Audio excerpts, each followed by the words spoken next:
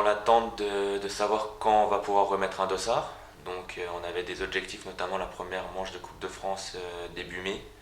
Et ben là, on est quasi sûr qu'elle n'aura pas lieu. Donc c'est très très compliqué de rester motivé en sachant que on n'a aucune idée de la prochaine course. Donc très compliqué.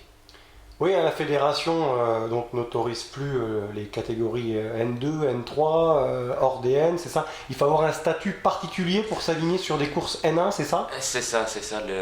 La Fédé autorise en fait que les National 1 à prendre le départ des courses ou les coureurs appartenant à un groupe professionnel ou alors étant sur les listes de sportifs de haut niveau du ministère des Sports. Donc au final, il y a très très peu de coureurs qui peuvent s'aligner sur les courses. Et je pense que les organisateurs n'ont pas la réelle envie de faire un gros dossier à la préfecture, d'organiser une course pour avoir 100 mecs au départ, sachant que la décision finale revient toujours à la préfecture.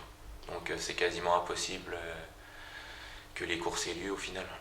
Bon, c'est une décision qui impacte énormément votre calendrier, hein. Tu as parlé de la première manche de Coupe de France, mais également dans 15 jours, vous deviez descendre dans le sud-est, hein, c'est ça, du côté de la Côte d'Azur. Ouais, là j'ai eu le directeur sportif Bruno Leger tout à l'heure au téléphone, j'ai eu Teodoro Bartuccio pareil avant-hier, et on est complètement dans l'inconnu car personne peut nous dire quand est-ce qu'on va recourir.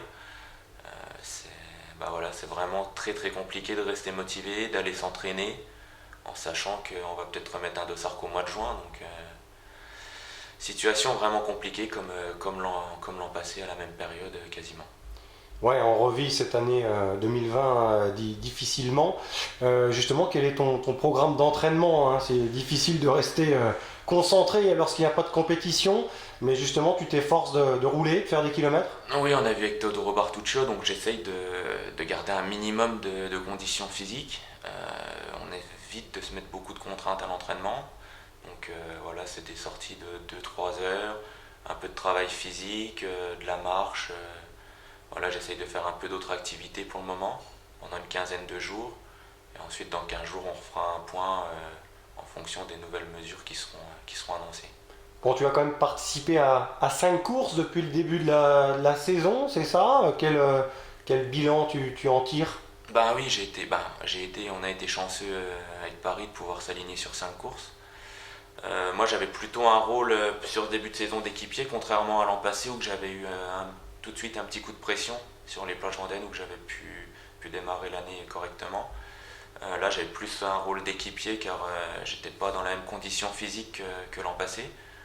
Donc j'ai fait mon boulot pour notamment notre leader Maxime Gressier qui est une nouvelle recrue cette année au PCO. Et puis on attendait que la forme arrive, elle commence à arriver tout doucement, donc là ça met un petit coup d'arrêt.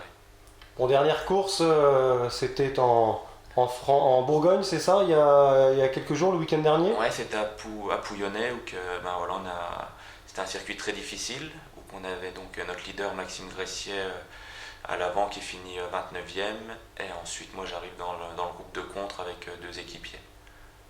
À Winterhaus aussi, tu as été assez combatif sur cette course, hein, en Alsace. Ouais, j'ai pu retrouver un petit peu la bonne patte et faire une échappée d'une centaine de kilomètres, donc ça m'a rassuré sur les jambes. Et après, c'est vraiment une année compliquée parce qu'on a aucune idée du calendrier, on avance vraiment dans l'inconnu, donc c'est compliqué de bien se préparer, d'avoir la motivation à 100% quand on ne sait pas quelle sauce on va être mangé.